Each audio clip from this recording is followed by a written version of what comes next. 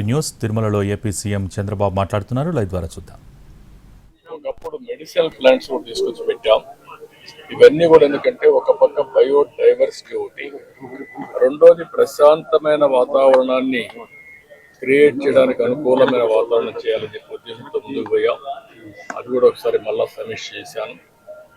రెండోది పరిశుభ్రత మీద కూడా ఎక్కువ శ్రద్ధ పెట్టమన్నాను. ఎక్కడెక్కడి నుంచో భక్తులు వస్తారు.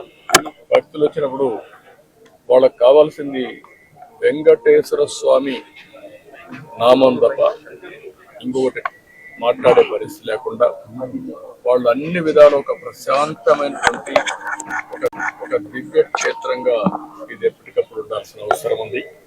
దానికి కూడా సజెషన్స్ ఇచ్చాం.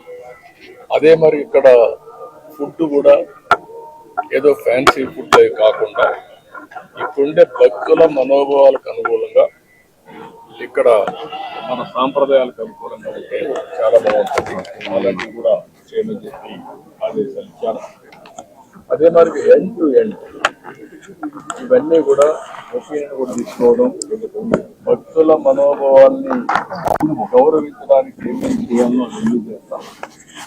ఇప్పుడు సేవకులు కొంతమంది ఉన్నారు, శ్రీవారి సేవకులు, వాళ్ళు కూడా ఎప్పుడో నేను ప్రవేశపెట్టాను. వాళ్ళు ఒక 15 మంది, వాళ్ళు ఒక వాళ్ళలో కూడా భక్తి భావం ఎట్లా పెంచాలి. ఇక్కడే కాకుండా నిజ జీవితంలో కూడా వెంకటేశ్వర స్వామి శ్రీవారి సేవకులు ఉన్నప్పుడు వాళ్ళు నిజ జీవితంలో కూడా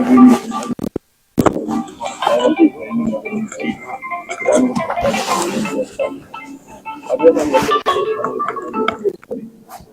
ఒక విధంగా చెప్పాలంటే మళ్ళీ వెంకటేశ్వర స్వామికి పూర్వ వైభవం వచ్చే విధంగా, అదే కాకుండా ఎప్పటికీ ఇది ఒక దివ్య క్షేత్రంగా, పవిత్రమైన క్షేత్రంగా తయారు చేయడానికి ఏమేం చేయాలో అన్ని చర్యలు తీసుకోవాలని చెప్పి మేనేజ్మెంట్కి గవర్నమెంట్ తరఫున కూడా ఆదేశాలు ఇచ్చాం.